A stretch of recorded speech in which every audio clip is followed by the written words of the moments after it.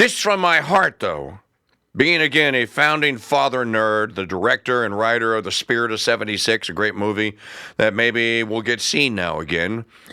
Trump's going to bring popularity for the founding back. This will just, those of you that have a tender spot in your hearts and think that the founding fathers got some things right. By the way, what happened to making American talk radio chat rooms great again? We came out the gates like gangbusters today, with 50 in the first hour. Oh, wait, you people had to go to work. Okay, I get it. This is a proud moment. This is exciting. And this is why it was the right thing to vote for Trump and for the Make America Great Again agenda.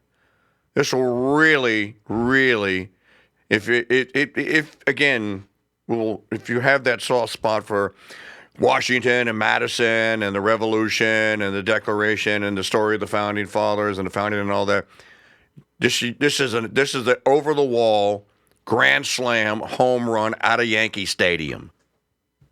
3 years from now, the United States will celebrate the biggest and most important milestone in our country's history. 250 years of American independence. What a great country. And we have to keep it that way. But that's why, as a nation, we should be preparing for a most spectacular birthday party.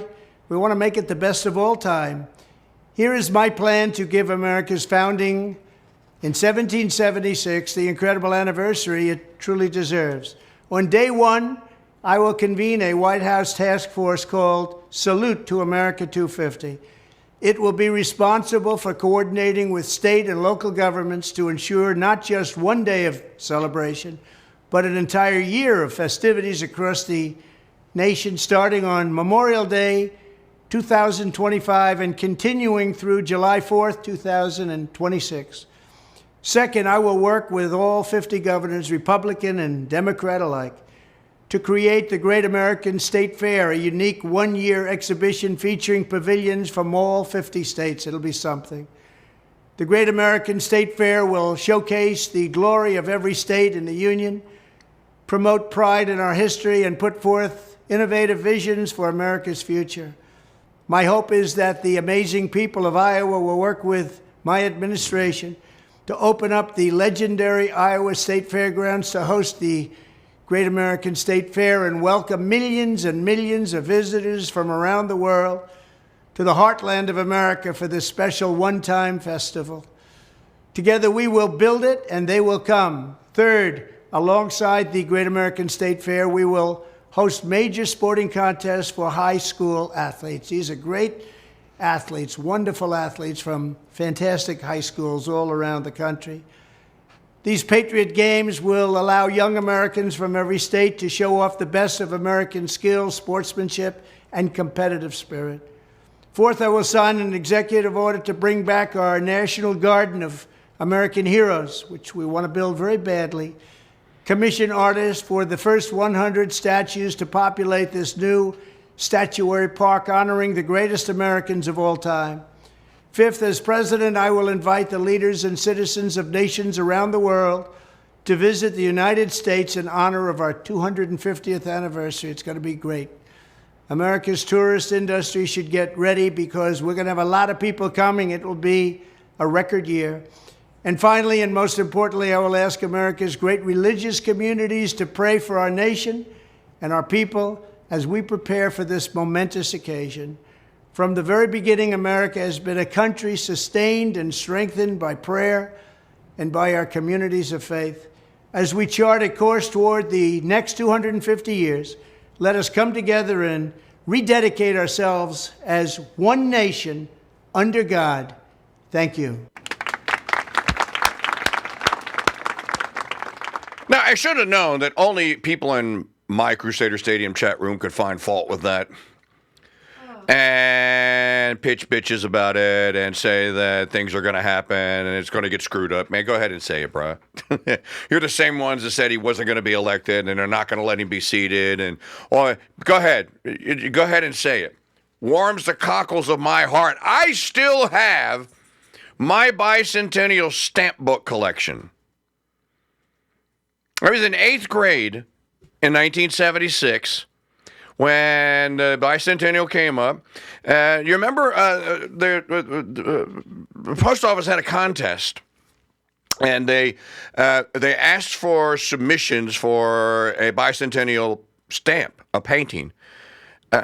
Most of you probably don't know the guy or the stamp that won, but you probably have seen the artwork, but you just didn't know it was commissioned. See, this is why you guys hired me and pay me the little bucks to do 0.0. Because I know stupid things like this. Most of you don't know, but you have seen the painting that won, or was one of the winners, that they chose for the Bicentennial 1776 stamp, the commemoration of 1776. It's Washington kneeling in the snow, praying with the horse. That's the painting that won. And they made a stamp out of it. And you could get an entire, back when the post office was cool, before it was corrupt, now the great patriots like Joe Beeman are trying to save it. You could go to the post office and get these cool things called stamp books. It's a very special limited issue, right? My mom took me to the post office, and I was all excited. I can't remember how much it cost. But you get this fold-out book, and it has the stamp. And it has different denominations of the artwork on the stamp. And then it has like a little bio about the artist and a description of the painting.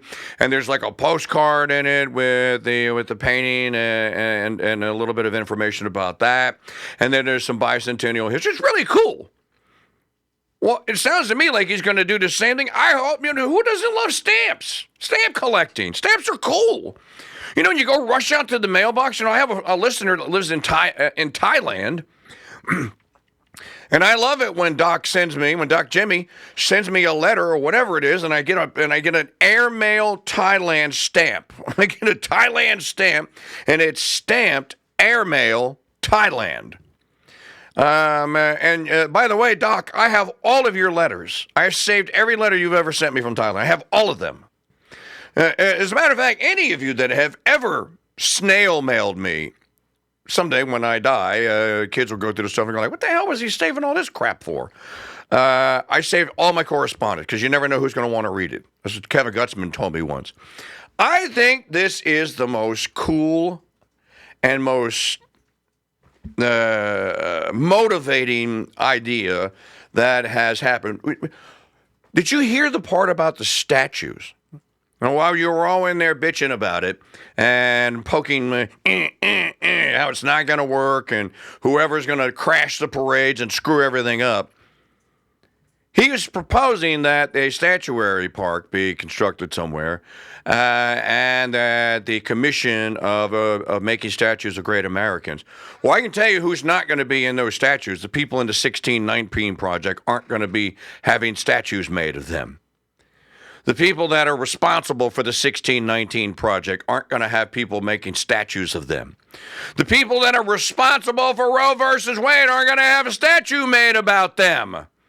I would imagine that you might even have the restoration of many of the Confederate statues that have been ripped down and melted during the era of woke.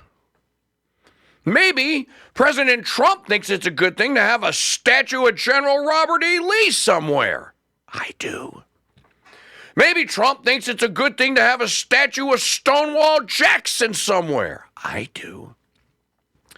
Maybe Trump thinks it's a good idea that American youths and American children find out who in the hell Nathan Hale was. They named a ship after him. Do you know? This is what we have been talking about. This enough of this, everything sucks and is bad, and we suck, and we're bad. And our history is this, and the Masons did that. It's okay, yeah, so what? This is today. This is today. A lot of good also happened here. Somehow, Mother Cabrini was able to come here and become an American canonized saint. That happened in the America that so many of you think sucks so bad and has nothing good going for it. Well, somehow, Mother Cabrini saw enough good here, and now she's a canonized saint. You know, there's another one, Elizabeth Seton. Nobody ever talks about Elizabeth Seton. What about Blessed Xavier Zelos, who is going to be a saint someday? He was an immigrant, by the way. So was Mother Cabrini. Well, at one time, our parents were all immigrants. There's so many great stories to tell. What about the great North American martyrs? If there hadn't been no United States, or there hadn't been no colonizing of this continent, would we have a St. Isaac Jogues?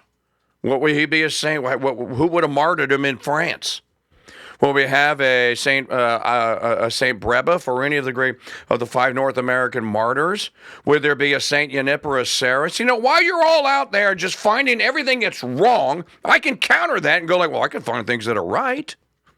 To me, that sounds to me like what President Trump is trying to do, and you should get behind it. You should try happiness for just a change. Instead of cynicism, then everything is wrong and we're all going to die in some holistic Freemasonic Jewish fire. Why don't you try that? You know, maybe that's not going to happen. Maybe there's enough good people here that are going to do a Falco song and go after the Commissar. And go after the bad people and go like, you should stop being a bad person. You know, I'd like to think that there's more elf in us than there is Terminator. How about that? I'd like to think there's more elf in us than there is Terminator. So I thought I would play the cut there because I don't know when he cut that, but obviously this is part of the transition. And to me, they chose to release that yesterday in day one of transition. And if you want to sit out there and knock him and be, that's not going to work in America, they're like, okay, well, you know what? You do that. I'm making plans to go to Iowa. I'm going to see if I can broadcast from the Great American Fair in Iowa. I'm going to volunteer and tell Governor Landry, hey, can I help with the Louisiana exhibit? I'm a historian. Pick me. These are little civic things that I think can matter is the point. But maybe that's just me, and maybe I'm just being dumb and naive and not cynical enough because there's evil out there. Well, yeah, there's evil out there.